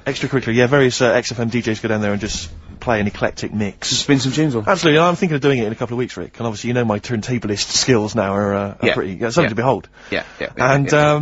I tell you this, I did an amazing mix the other day with my friend Dan. We spent 2.5 hours on it. This is how we spend our evenings now. 2.5 hours mixing from a trip hop sort of, hip hop style beat into Arthur's Theme by Christopher Cross. Great When You Get Caught Between the Moon and New York Written by City. 4 people. 4 people. Bacharach, Carol Bayer-Sager, Christopher Cross, and a 4th one. Absolutely. Phone in. If you know that. Maybe we should. But who knows the 4th person credited on that tune? If only there were a prize. 700 800 1 2 3 4. Also, I want someone else to phone in. Right? I saw an advert. Right, there's those advert toys. I think it must be. Is it because it's Easter holidays or something? Right. And I was watching that, and there's one of those Transformer type things, and it goes in its shield. It strikes and then goes into its shield, and it goes into a little pod. And I'm sure it was called a Bolock. Right. Now I must have misheard it. There's no way you can call a little kid's toy a Bolock. So, can you phone in? I'm quite willing to be wrong. It'd be very disappointing, but, are people making little Bolocks for kids? No. Yeah. Oh wait, 700 800 1 2 3 4. And what was the other question? The other question was who was the 4th person that wrote Arthur's Theme? Yeah. When you get caught between the moon and New York City. It's crazy, but it's true. Yeah. The only thing you can do is fall in love, Karl. But I was out with Karl last night, obviously party animal, he's hanging out with some of my friends. You enjoyed yourself, didn't you, Karl? That's alright. But you were a bit worried about Jennifer Lopez, weren't you? Yeah. What was the concern? I don't really know what's going on in the pop world. You're joking. No. Go on. And I was there in the toilets, right? And I heard it playing out on the speaker, and I heard the DJ go, there you go, that's Left Eye Lopez there. That's not. And I thought, it's Jennifer Lopez. No, it's the she had some sort of eye injury. You thought he was breaking the news of Jennifer Lopez losing an eye by calling her Left Eye Lopez. Yeah. Yeah. That's genius. Don't worry, we put him right, it's okay. Yeah. He said easy. Yeah. But you were worried for a while, weren't you? You were anxious for a while. I had no idea, and the thing is, I heard that on Thursday, so for 3 days I've been thinking... You've been panicking? Why she called that? Because she changed her name before, hadn't she, to J-Lo or something. Yeah. So I thought, Yeah. If she got some people after her, does she owe someone money? Keep changing her name. That was What by Gabrielle and Rise. Anyway, more music, Rick? Oh, I'd love to. So what have you got lined up there, Karl? Beta band. Oh yeah. Sweet. Sure. Total respect to that. Massive respect. Yeah, no, Jew. Yeah, no, absolutely. Huge respect. Back there, Night Cycle Club there. Spread your love on XFM 104.9. I'm loving this, Steve. It's a lovely day. Yeah. We're playing some great music. We're playing some great tunes, aren't we? Absolutely. We're having some great chat. Yeah, yeah. So, let's carry on, let's continue. Well, absolutely. Well, obviously Karl was out with me last night and he saw that I'm, you know, he knows I'm a ladies' man, and that was obvious, Karl. You could see the vibe around me, couldn't you, when the chicks were talking to me. And, just remembered recently, actually, I was on a train coming back from, hometown Bristol. And I was on the train, and, this girl walks on, good-looking girl. I thought, hey up. Largely empty carriage. I'm thinking, my luck's in. You know, 'cause I take every opportunity, Karl. That's the thing about me. You know, I don't choose. She was a good-looking girl. She sat down. I thought, she sat down right near me. I thought, brilliant. As, this guy comes up behind her, and I think, it's probably a boyfriend or something, sits down next to her. And I listened in on the conversation, you know, obviously, because I'm pretending to read. It was very clever. I read the same page for hours, so I was pretending to listen. I was listening, but pretending to read. And, I realised that it's not her boyfriend or anything. It's just some guy she's met on the platform. And I'm thinking, brilliant, if she's the kind of girl who's just going to start talking to someone, you know, on a platform, on a train, brilliant, I'm going to be in here. Because he was only going one stop. So I'm thinking, what's the worst that can happen? He'll nick off, you know, I'll get chatting to her, you know, and who knows, I could join the... is there a train equivalent? Foot High Club. The Foot High Club, brilliant. And, so I'm excited, you know, I'm listening in. And, it turns out that they're both kind of, graduates, they've just finished university, or they're coming to their finals or something. And they're chatting away, you know, and he's making a couple of witticisms, you know. And she's kind of tittering at his jokes. I'm thinking, well, I'll tell you this, if she's laughing at this kind of material, I am gonna blow her away, you know, with my kind of anecdotes and wry observations, you know. 'Cause it was weak stuff, I gotta be honest. Really? He was coming out with nothing. He was running on empty, as far as I'm concerned. Yeah. And she was loving it. So I'm thinking, brilliant, I'm gonna be right in here. And then they get moving on to higher brow things, you know, and, I think she was going to study kind of Marxism or something like that, or communism, something. And she was asking him, you know, by way of conversation, she was asking him what he knew about Marxism, you know. And he was fumbling for his vague knowledge of it that he had in his life. And I'm just sat there thinking, yeah, come on, love, in any given capitalist environment, the proletariat will revolt against their oppression by the bourgeoisie, and after a brief period of socialist rule, emerges a classist society governed by community cooperation. Well, if that sort of talk wouldn't get a woman hot, I don't know what you'd use then. If Marx and Engels is not going to get a woman sweaty down below, then nothing is. Then my name is You're just biding your time. Exactly. I'm just going to go in for the kill any minute. Yeah. So anyway, it comes to his stop, right? He gets off. I'm thinking, this is a piece of cake. And he gets off, and off he goes. He walks off. And I'm thinking, brilliant. And I thought, I'll wait. You know, I'll wait till the train's pulled away. I'm not going to leap in straight away. No. And he comes back along the carriage. And I'm thinking, hang on a minute. He goes, listen, do you mind if I give you my email address? Oh. Right? And if you want to get in touch, email me. I'm thinking, come on, you loser. Get off now. Save your face. Please. Before it's too much. And she accepts the email address because she obviously doesn't want to hurt his feelings, whatever. I'm thinking, fair enough. She's a good woman. I'm liking her. I'm loving her. I'm thinking, that's my kind of girl. So anyway, he gets off. I'm sat there, the train pulls away. I'm thinking, yeah, I'll wait a few minutes, you know, I'll just, you know, give it some time. Her phone rings. It's her friend on the phone. And, she starts saying it, and I was listening in, and she was going, yeah, just met a guy on the train. I'm thinking, yeah, that's true enough. She goes, yeah, he was a good-looking guy. I thought, you're having a laugh, love. To be honest. Because I was looking at him, and she said to her friend, he looks a bit like tennis player Boris Becker. I thought, well, you should be so lucky. Frankly, because I saw him, he had awful facial hair, if that's what makes him look like Boris Becker. Terrible little goatee beard, it was laughable. I thought, I don't know, and then she goes to think, and she's like, yeah, I met him, we got chatting and stuff, you know, and she was going, it's not often that you meet someone, you know, generally in life, who's, you know, kind of thoughtful and intelligent and funny. I thought to myself, I'm not even gonna waste my time with you, love. Frankly, if that's what you thought of him. You just walked away. And I'll be honest with you, I didn't even bother talking to her. No, you were just didn't even waste my time with her. If she thinks that bloke is not only great looking, but funny and intelligent, and she got on well, and he was polite, and it was a chance meeting, and he thought, and she thought that you were like a freaky looking dork who didn't even have the nerve to speak. That is what she thinks, then I don't want to know it. I couldn't, you walked away, and good luck to you. And I have my dignity intact. Yes, and she's nothing. Travis, Flowers in the Window on XFM 104.9. Well, coming to that time where we do White Van Man. Absolutely, with producer Karl. And Karl's also going to be telling us his slant on fables, on Aesop. Absolutely. I was out with Karl. I know I shouldn't be. Yeah, well, I broke the rule as well. I know. Well, I was out with him the night before, I think, and we were just chatting. And as you know, we're going to Edinburgh for a week. Yeah, that's all three of us. That's all three of us, yeah. There wasn't, I just wondered for a minute if there was some arrangement you two had made. Like next weekend, just popping out there seeing the sights. Yeah. No, we're going to do a week's broadcasting from the Edinburgh Festival. And, you know, and Karl's going, I bet you lie in, don't you, and all this. And I was going, well, yeah. He's going, well, he wants to be up at 9:30 and out looking at the sights, you know what I mean? Yeah, but anyway, and I said, have you ever had haggis? And he went, it's black pudding in it. I went, no, it's mince. He went, I like mince. I went, yeah, but wait, it's mince in a sheep's stomach, right? And he went, What, they force feed a sheep, then kill it?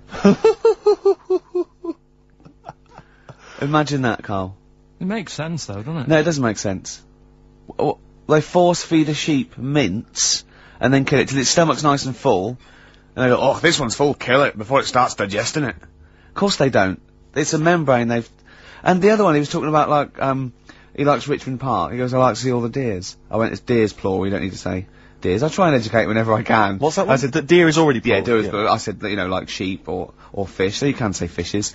And we were laughing at us. I said, do you know the, plural of, mongoose? Because a lot of people think it would be mongoose. It's not, it's mongooses.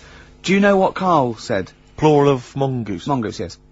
Plural of mongoose? It's worth a competition. No, it's not, no. No, go on. Carl, what did you think the plural of mongoose was? Mongs.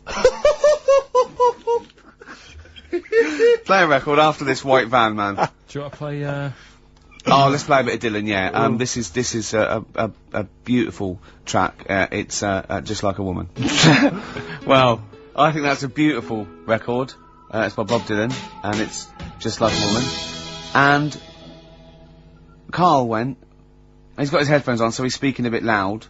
The harmonica's playing. In a whiny mank accent, when the harmonica's going, that's an annoying sound, that, isn't it?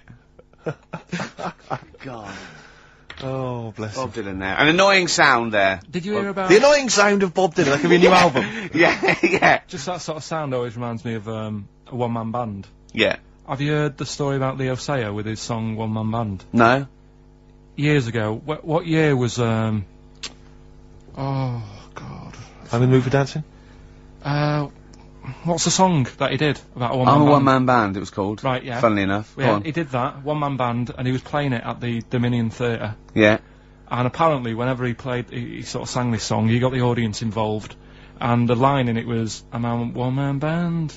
Nobody knows or understands. Is anyone out there can lend me a hand to my one-man band? He said that, and what he used to do, he used to reach out. Oh, yeah? And grab people's hands, and then he'd walk down the middle. Anyway, he said, well, anyone lend me a hand? And he stuck his hand out, grabbed like a hand, and was walking down. Everyone looked horrified. And some woman who had like a plastic hand, it had come off. And he was walking down the middle of like Dominion Theatre with his plastic hand in his hand. And he said, oh, that's a moment I won't forget. He knows how to tell a story, Leo Sayer. Right, well, it's time for White Van Man, which is where we ask Carl the questions that the Sun asks someone else. Exactly. It's an article in there where they ask them, you know, typical man on the street, the big questions of the day, gives them their platform to the nation, and we think this is just too good to let out, because we only care about one person's opinion in the country now. That's true enough, he's the K-Man, and there he is. There he is, right. Carl, your thoughts, please, on Kylie Minogue slagging off Britney Spears for ignoring her fans at her premiere. Are you aware of that story? No. She got booed at her premiere of her new film, Britney, because she'd left her fans waiting for like an hour. Some of them had travelled up from Bristol, other parts of the country. 3,000 of them. Loads of them screaming for her. She just went straight into the theatre an hour late, just gave them a quick wave and straight in. Didn't even bother to shake their hands, sign any autographs. So they were booing. What do you think of that, Carl? And Kylie's obviously said that was actually outrageous, you know, and you should treat your fans with respect. What do you make of it? So she did wave, then? Yeah, but literally as she was walking into the theatre. Was it raining? No, I don't think it was. He's like a defence lawyer. Yeah. Who hasn't really read the brief. He's just winging it. Judge, first joke, was it raining? No? Oh, shit, I was relying on that. It wasn't raining. Was she running late for the start of the film? Yes, but that's her own fault. I mean, the people are inside, they're not going to start the film without her. It's Britney Spears.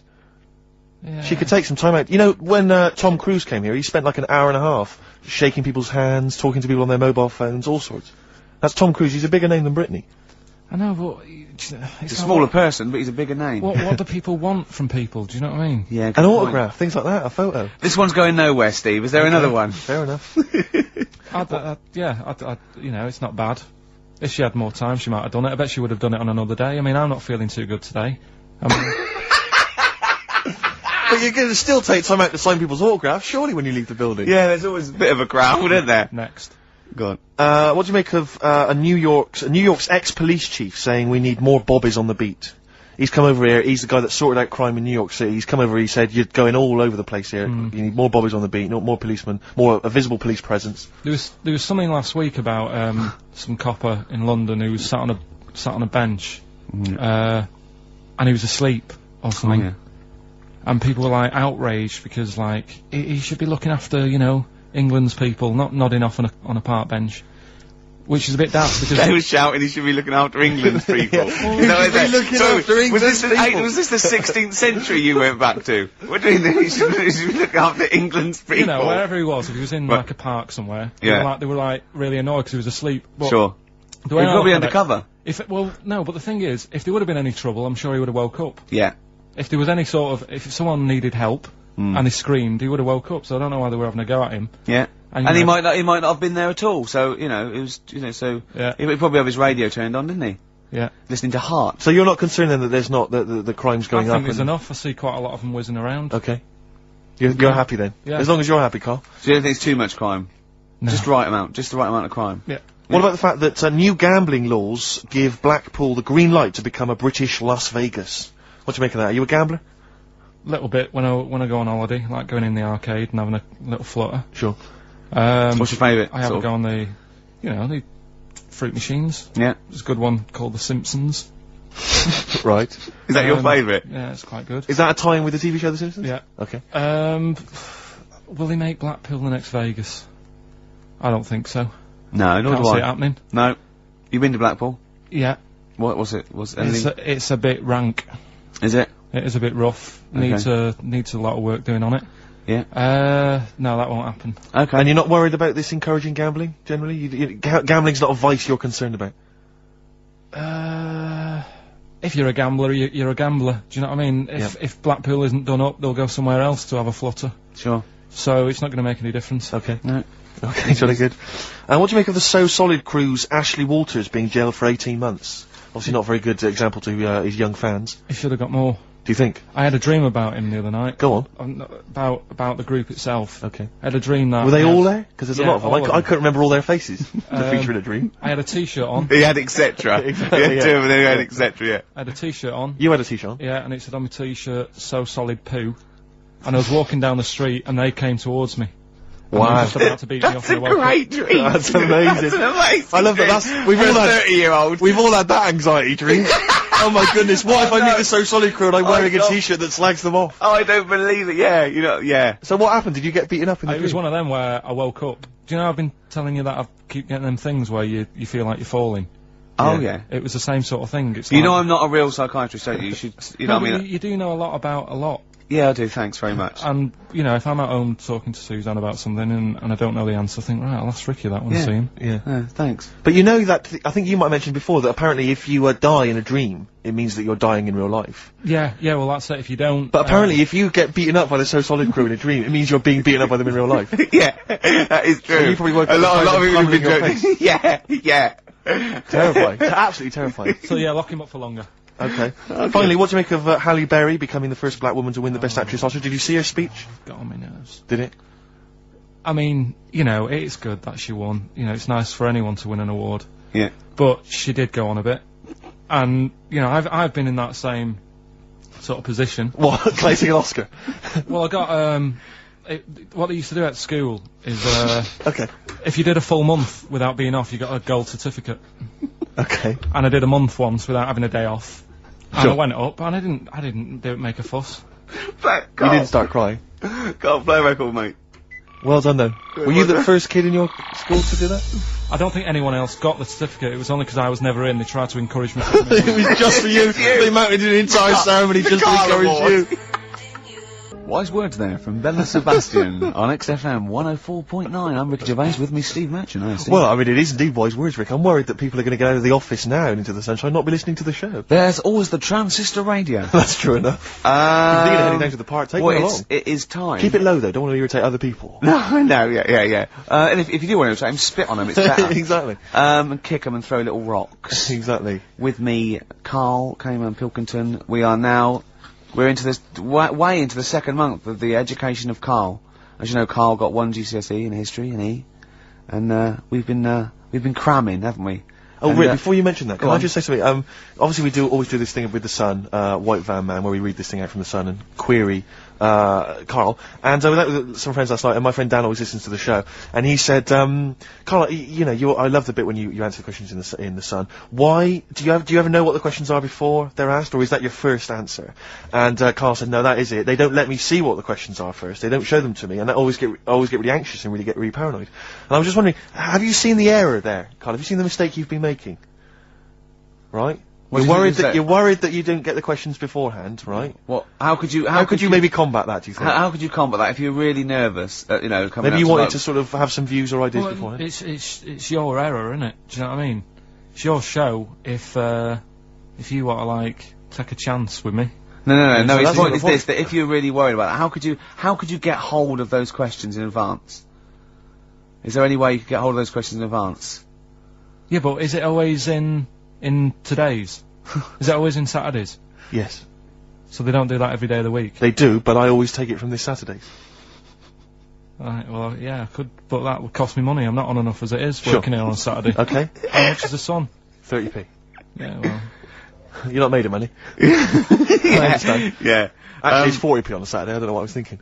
Well, you were studying Aesop's Fables, weren't you, this week? Now, I'm going to be very liberal here and let you talk about it. It's not a test. I'm not, hey man, just like chill out. I'm not this like rigid sort of, box in society. Just tell us your views. Just tell us your vibe on Aesop. Tell us something. What have you learnt from these fables? He, made a bit of money out of something that's quite simple. I don't know if he did make any money out of it. I mean, I think it was published like thousands of years after his death, but go on. Yeah, they're just little stories. I mean, enjoyed them. Yeah. Didn't learn anything from them. Okay. Or did you see? Because it's teaching through sort of like metaphor and analogy, and maybe it all seeps in and it's all subliminal, and maybe in a way your subconscious is teaching you. No, it's silly, Rick. It is silly. If the stories were done in like a real way, that there's like a man and a woman, and it's a little story that something happened to them in life, then you learn something. But it's all about, you know, a gorilla and a fox are walking through the woods. How often does that happen? Sure. So you're saying if it was more like if it was more true to life, if it was more like, maybe, if it was more like real yeah. stories, like a kid on his grifter and a magpie pecking at his head, or two frog boys with webbed hands. I mean, if it was real stories from real life that people could believe, actually happened, maybe it would teach us something. But why not do that? Like take a real situation, say like the So Solid Crew guy, going down for carrying a gun. Use that in some way. Do you know what I mean? As a warning, maybe about carrying guns? What about something like, if you carry guns and that is illegal, you could have some sort of punishment? Yeah, that's good. So it doesn't bother you then that the fact that these fables have been used for many, many generations to educate maybe young children or even older people, the fact that they've served a brilliant function and they've become classics, that doesn't bother you? You've seen through them? Well, they don't always work. Okay. When I was out with Rick the other day, he brought one up. Oh, I told him the one about the two mice, the industrious mouse who, throughout the summer, he would be storing berries, nuts and berries, and he'd be storing it, and the other mice would just be eating off the trees and running around and having a laugh, and they go, well, you're going to become hungry. He'd go, oh, I'll worry about that when it comes to it. And they'd do that, and he'd be storing his nuts and berries, and autumn came, and the mouse was still playing and not doing anything, and then winter came, and the silly mouse was like shivering, and he went and knocked on the mouse's door, and went, I'm freezing and I'm starving, and the clever mouse said, well, I told you, didn't I? You know, you should have been storing your nuts through winter like I did. Come in and share mine. You know. And, what did you say, Karl? Well, and the moral of that is whatever. Yeah, sort of, just be careful. But my thing is that it's not very good, because the moral of that is do what you want, and there's always a do-gooder, a share there. Yeah, so, right, sure. Yeah. But the way I think, which is more sort of 2002, the ending should have been, the guy with all the berries should have, been going, oh, I'll be alright come the winter. I've got loads of food, I'll be safe. But then, as he's going into his little hut at the beginning of the winter, some sort of bus or something comes and kills him. Right. And it's like... You should have partied hard, because you might die. Yeah. Enjoy life whilst you've got it. Yeah. Okay, and if winter comes, just starve to death. Well, worry about tomorrow. Okay. See, I'm wondering if there's a new book here. I really am wondering if there's a Karl's Fables. He's been coming out with some all week. He keeps going, well, that's a fable, isn't it? Yeah. So what's your favourite fable in there? Have you learned anything from this book? Is there one fable you liked? Yeah, I mean, what did you like? They're all alright. What did you like? You've thrown it on me now, there. Didn't you like one about a crab, you said? No, that was the one about messing about on a cliff edge or something. Don't mess about on a cliff edge. What was that? I don't know. There's not many around here, so I didn't take much interest in that one. You know what I mean? God. I'm doing my best here. You don't remember any? Here's one. Yeah, here's one that was quite nice. There was a belly, you know, like your stomach. Yeah. And it's this belly on a pair of legs. And the legs was saying, I'm more important than you because I carry you around. And the belly said, yeah, but, you know, if it weren't for me, holding all this food, you wouldn't have the energy to walk around. Yeah. And that means, like, you know, rather than working on your own, it's best to work in a team. Yeah. So. Well, the one similar to that I was taught when I was little was, a vision of, heaven and hell. And, it went down to hell, and in hell, right, there was these, people had like 20-foot long, chopsticks. Yeah. And they were getting their food, and they couldn't get the chopsticks into the food and get it round to their mouth because they were just too long. Right. Right, and that was hell. And in heaven, they had exactly the same thing, but they were feeding each other. What? Right. You don't like Chinese food? Is that what you're thinking? Is that what your concern is, Carl? No, I'm just... The one I remember, I can't remember the ending of it, it's about two nuns in a bath. Yeah, oh, I know. I can't remember what it is. Yeah, that's it, yeah. Or are they on a bike? That's two adventures. It's the same nuns, but they go to all sorts of adventures. They're normally quite erotic adventures. Well, they are, but there's one where they're driving down a cobbled street, I remember. Oh, go on. And then there's the other, then of course they get... Whalebones on XFM 104.9. I'm Ricky Gervais. With me, Steve Merchant. Hello and there. Carl. Well, Carl, I really don't think you got your teeth into the fables, really. I don't think you... There wasn't anything to learn. I read a couple, thought, yeah, that's alright. And put it down again. There wasn't anything to learn. It was all stuff I knew already. But made up with nice little foxes and bears and stuff. So... Yeah. But that one about, like... That one we spoke about, like, when the hares are going, we should share all our food, and the lion said, that's a good argument, but it hasn't got the teeth and claws that we've got. That's lovely, because it's sort of like, you know, that's an indictment on sort of, you know, you could say it's an anti-equality almost, you know, you could get really sort of deep into that, you know what I mean? You could, no? Big philosophical ideas in a nutshell, not interesting? No, not really. Okay. Okay then, well, you're gonna hate this then. I've brought in the concise Oxford Dictionary of Quotations. Now, just look at some of your favourites. I'd suggest going straight to things like, Wilde, or, Newton, or Churchill, or, You're a big Keats. fan of Churchill? Yeah, like oh well, he's the boy. Yeah, well, okay, let's, go through that old Kramer, blah, blah. Newton, right, right, here's a famous one, okay? This is Isaac Newton. If I have seen further, it is by standing on the shoulders of giants. Do you like that one? So there's a meaning in it? Yeah, yeah. Well, he hasn't actually stood on the shoulders of giants. So remember, he's an amazing, inventor and mathematician, and he discovered the incredible, laws of the universe, and he's saying, yeah, okay. If you want a good view, move into a multi-story. He's saying, right, if I have seen further than the people, and he's being modest here, it's because I've stood on the shoulders of giants to get that view. If it weren't for all the people that have come before him, with their great insight and knowledge, he wouldn't have seen what he's seen. He's taken his learnings, and those people have given him just say that. Instead of making up, that's what I've got a problem with. People don't say what they mean. Poetry, art, and... In life, though, people never say what they actually mean, and, you know, there's loads of books on it. I don't know. But the point is that he's just summarised quite a tricky idea, beautifully. It's beautiful. That gets into you much deeper than just the words, just the literal words. You know what I mean? One of my favourites is from an American novelist, and the quote is talking about the subject of fame and being famous. Yeah. Fame is a mask that eats into the face. Don't you think that's amazing? Meaning. Well, meaning that fame is something that is artificial, that you wear initially, you become famous, but it's ethereal, it's nothing, it's intangible, it's just an artifice. But if you stay famous long enough, you begin to think that mask you're wearing is really your real face. So that you begin to, you know, think that you are more than you perhaps are. Do you see what I mean? In the way that fame and power can corrupt. I know who said that. No, it's an American novelist, I forget his name.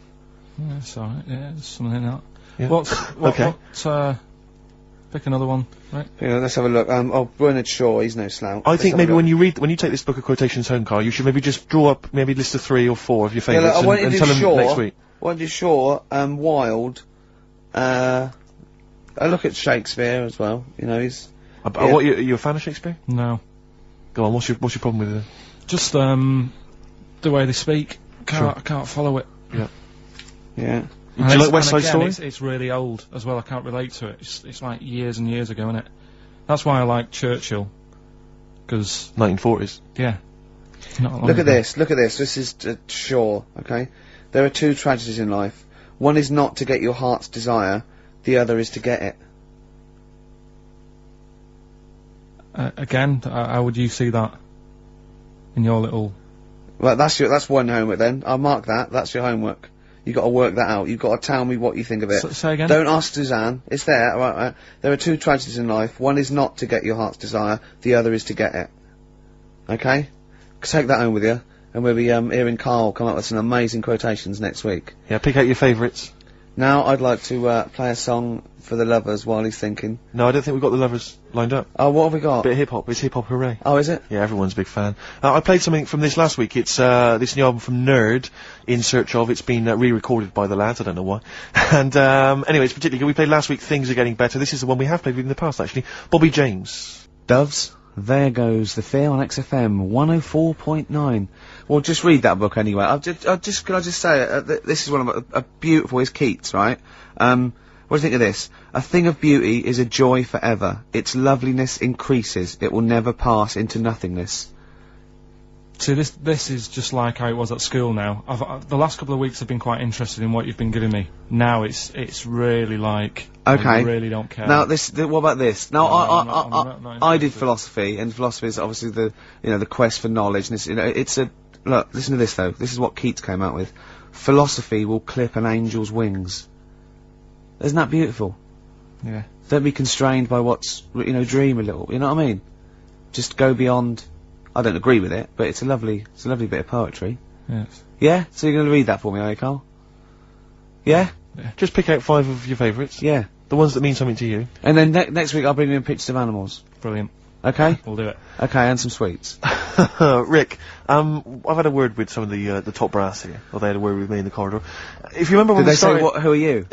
Pretty much, yeah. Oi, 4 Eyes. Yeah. And, no, they said they were telling, obviously enjoy the show, they love it. And, they're just worried though that in the early days when we started the show, remember we were a lot more informative. We used to do the film reviews, there was things like the gig guide and stuff like that. Sure. Which we've kind of let go by the wayside. Yeah, they want us to bring that. Well, exactly, so I just wanted... No, the gig guide, I was worried that, funnily enough, the XFM gig guide does not include some of the biggest bands in the world. Okay, alright. Or some of the best venues. That's what worried me. No, look, Rick, just do what you're told, right? There's the gig guide. It's got a lot of big names on it. You're gonna love the gig guide. I need a bet if this is gonna be pretty impressive. Let's play the proper jingle. Okay. Tonight, if you wanna see these 2 bands in a small venue, get down to the Metro Bar on Oxford Street. Doors are at 8 PM and tickets are only £6 to see 10 Benson and Beach Buggy. Alright? Now, if you missed Longwave, supporting the Strokes at Brixton Academy last night, you can catch them headlining Casino Royale at the Monarch. Rick, I missed them last night. How much will I be paying for that? You'll only be paying £5, right? But listen, they're also supported by Shelby and I Remember Nothing. Brilliant. Now, people know about the Brixton Academy, but a little-known venue in Brixton is the Windmill. And you're going to see 3 great bands there tonight. Guapo, Plonkez, and Mechanical Beetles Never Quite Warm. So, Orange Goblin and Grand Magus play the garage, and, Diefenbach and Sudden play the Rotar sessions at Notting Hills Arts Club. So that's the gig guide on XFM. What a load of rubbish. I mean, switch off the jingle. Look at this. We've discussed this before, haven't we? Names for bands that will never be anything. Ladies and gentlemen, please welcome to the stage, Mechanical Beetles Never Quite Warm. Please welcome to the stage, Plankweth. Please welcome to the stage, Orange Goblin. Oh, goodness me. Look at it. Oh, God. Orange Goblin. Orange Goblin. It's so rubbish. What's his name? got a fake town, hasn't he? That wanted his supermarket sweep. What's his name? Dale Winton. Dale Winton, yeah. Supporting REM. I remember nothing. Never gonna happen. I mean, please, come on, people, think. Hey, here's a band that plays big venues. Doesn't make them better, sure, but this is Radiohead. This is Song for the Lovers and Let Down off OK Computer. This is beautiful. See, a thing of beauty is a joy forever. Doesn't that move you at all, Carl? Philosophy will clip an angel's wings. There was an old lady from Ealing who was putting Radiohead. Let Down off OK Computer. Apparently we missed a gig on that gig guide. Drip Feed are playing the Rock Garden on the 21st of this month. Excellent. So the lead singer just called in with that. He also left a quote with me. Apparently Coleridge said of Keats, wasn't it? He's like an archangel slightly damaged. Rick, I'm worried we're getting a little bit highbrow. Do you reckon? Have you got any knob gags you could do quickly? Because I'm just thinking we're switching. There's a lot of people who are going to be turning off. I mean, currently on Capital FM, Chris Tarrant and Dr. Neil Fox together at last. The partnership we've always wanted. They said it would never happen. Do you know what I'd like to see together? That breakfast DJ, Sarah Cox. And who's the dancer? Carl. That'll be Carl Cox. Carl, please, why are you suddenly saying these rude words? We've been reprimanded once, Carl, don't say please. that, and don't say it so aggressively, because it sounds like you're saying Cox aggressively. Come on, we've been reprimanded. Yeah. Alright? Just don't use language like that. That's annoying me. Come on. Why is it annoying you? Because we're talking about DJs, that's their names. But you try to be clever. I hardly think that's clever. You've given me a look. Yeah, if that's my best attempt at being clever. I've got rubbish homework this week. Okay, he's really upset about this. Upset. He was looking forward to animal fat. You said you were going to bring in that big book, 500 It's animal I got it off one of those bargain books. I thought it'd be easy, right? Because it's too elementary. No, but that's more useful than that to me. But it's things like the tortoise has a shell to protect it. That's good. Yeah, but you know, because you thought it was there just to be painted on with Oh, have you ever peeled a tortoise? They fly. They go about 400 miles an hour. It's to weigh them down because they're the fastest lizards known to man. Exactly. Honestly, they run so fast they can go through walls. Yeah. And so their shells put on them in the hospital, in the maternity ward, at a very early age, just slow them down. You let a tortoise shell and you won't catch it. Steve, do you know that turtles can breathe out the bum? Turtles can breathe out of their bum? I know someone who can talk out of it, but didn't realise that. Tell us about that. Tell us about that. How do they do that? That's all I know. They when they go swimming, they can sort of, if they don't want to stick their head out, they can just stick their arse out. Yeah. Why don't they want to stick their head out? Just if I don't know, maybe they need to be looking for food under the water. Yeah. And if they stick their head up to get some air, they might miss something. Wouldn't it be easier to have an arse that could forage for food? So they could sort of like lounge in the pool like a jacuzzi, and they're looking around going, all right, hello, hiya, and meanwhile its arse is like munching grass. Yeah, wouldn't that be easier? Bad breath. Well, I wish I understood what that meant. Yeah. In all this hilarity, it's like a quote, isn't it? But in all that this hilarity, I'm worried we've forgotten the true meaning of Easter. No, come on, Rick, come on. You're just, you're being frothy and lightweight and a little bit rude, but it's a time for remembering. And chocolate. That, someone did die for our sins. Yeah. So can we just... Be ashamed to disappoint him. Yeah, can we just think about that and just take a moment just to consider that? Yeah, can we do that? Alright. Yeah. Okay? Yeah. You understand the true meaning of Easter, it's not just about eggs and bunnies, you understand it, don't you? Yeah. What's your memory of it? What's your understanding of it, Carl? Easter, what's it all about for you? What do you have to do at school? Do you have to do anything at school? I think we got a long weekend off. Okay. Really? Yeah. What did they call that weekend? Easter weekend. Brilliant. Okay, and what was the reason for that? Why did we have Easter weekend off? Jesus. Yeah, but what did he do? He put himself on the cross. Yeah. Yeah. Well, he didn't put himself on. No. Does it mean anything to you? Are you moved by that story? Again, too long ago for me to sort of... Okay. To worry about it. Sure. Yeah. I mean, if there'd have been an Anderson shouter involved, yeah, you'd have been there, wouldn't you? You're not well today, are you, Carl? Not at all. Don't know what's wrong with me today. I've got a bit of a temperature. Have you? Do you know Steve? He's always on the go at me. Last night when we were out with his mates, yeah, they said he's a bit of a hypochondriac himself. Did they? Yeah. What did they say? What were they saying? He said, I said, Steve's told me he's not feeling well. You know, is he alright? You live with him? He said, oh, don't worry about that. Really? He's always saying that, and I said, that's a bit of a fable. I said, cry wolf. Yeah, one day they say I've got a temperature, and they go, oh, I've had the Lemsip, and he'll die. Yeah. Yeah. Well, I've learnt my lesson. Yeah. There was one about the boy who cried wolf. The moral can surely only be never tell the same lie twice. You know what I mean? Because if he'd have come up with a different one, he'd have kept him going all year, I reckon. That's a good point. Yeah. I never thought of it like that before. What are we going to play? A final tune. Have we got a bit of Suede, haven't we? Well, it depends. Let's get a bit of Suede and song for the ladies. Let's go over. What is it? Ladies is very short. It's only the football. Don't say that. Yeah, I'll give us your song. What's the football? What's the match? What's this? The gig guide is Long Wave and Guapo and Plankers. What's this? What's the football match?